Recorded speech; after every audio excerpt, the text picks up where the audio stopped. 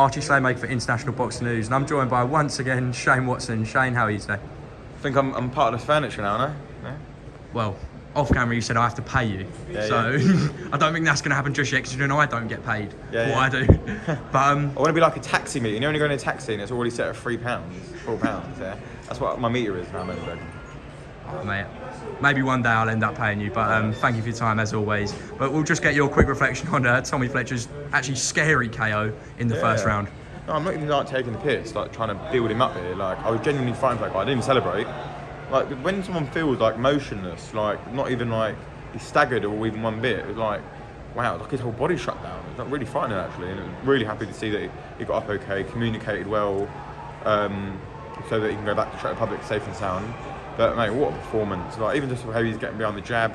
Again, with that guy's a speaker guy, 2-0, drew against someone 6-0 before that, and your away corners probably actually won. You know what I mean? He went no mug. Like, you saw in the beginning round, he was coming to give it a good go, and man, I'm just so impressed with the performance. Like, putting people away like that live on BT, like people just going to want to be a part of the Tommy Fletcher show, aren't they? So. That is exactly true. It was actually quite frightening. But what's next for Tommy now? I was speaking to him just again. He said 6 rounders. He wants to be in a 6 rounder. What is next? Yeah, 6 rounder. Small step up in level of opponents. Like coming to give it a go. That's how you learn. But don't push them too far. That's how you break fighters, especially when you're only 20 years old. So yeah, when we take each fight as it comes as well. Like at this age, you can't really think too far ahead because they're only having like these 4, 6 rounders and 8 rounders, and they're learning on the job as well. Like, turned over early, so that means he's learning on the job as a senior. So yeah, we'll just take these fight as it comes. I want him to fight early next year, and then just get him active. Obviously, we will go to the rest of your stable tonight. Obviously, we've got Lerrone Richards tomorrow. How do you envision that fight going? Yeah, I think we'll beat him, potentially stop Zak Chelli, beat him comfortably as well. Lerrone's operated at a way high level. This is about getting some rounds in and getting some activity in before a bigger fight. And I think Zak Chelli's family are very disrespectful and very rude, so I want Lerrone to stop him even more. But I like Zak Chelli as a person. He's a nice guy, man. He can fight as well. I think he came through. He was in Repton. I think he went to Dale Youth as well. So he's come from a good amateur background.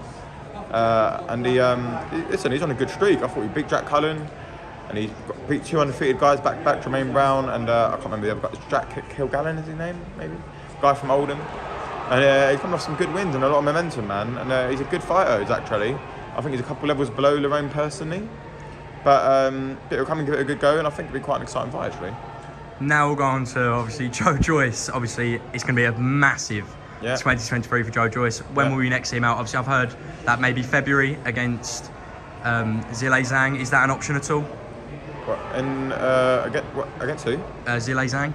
8 rounds? No. Against Zhilei Zhang. Oh, what? We said doing 8 rounds. Like, oh no, definitely not. I can confirm Joe Joyce will not be doing 8 rounds. Yeah.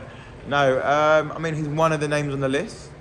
Preferably, we would like a southpaw, and there's not many. There's 2 in the WBO top 15, and it has to be someone in there. So, but I would really like a southpaw because he hasn't fought one since his 4th pro fight, Lenwood Thomas.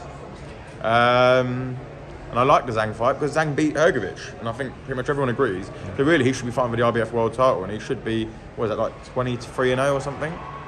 Very unlucky to not get the decision there. I thought he deserved a draw at the very least, and even that would be quite harsh. But so people couldn't complain if that was the opponent, because if we announced tomorrow that he's fighting Hrgovic, everyone would be like, what a fight.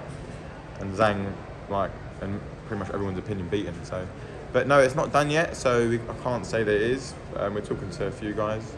And we announced the best possible opponent, Joe, and then we want to fight Fury. So, when will that announcement come? Will it be soon? If it is February, it will have to be quite soon. Yeah, Joe will be working on fight night at Fury Chisora, so I expect it to not come too long after that. And just a quick one on John Hedges, if that's all okay, and Florian Marku. Yeah, he's got a bit of a hand injury. So is Florian, both got hand injuries. John Hedges will be out about February, early next year. He was meant to be out tonight actually at the Matchroom show, but his hand's too buggered to do that. So. And Florian will be out like mid next year, I think. He needs to take a bit of a break from boxing, hand injury. It's a reoccurring problem as well. I want him to be out maybe like April, May next year. Perfect. Thank you for that, Shane Watson, once again for International Boxing News.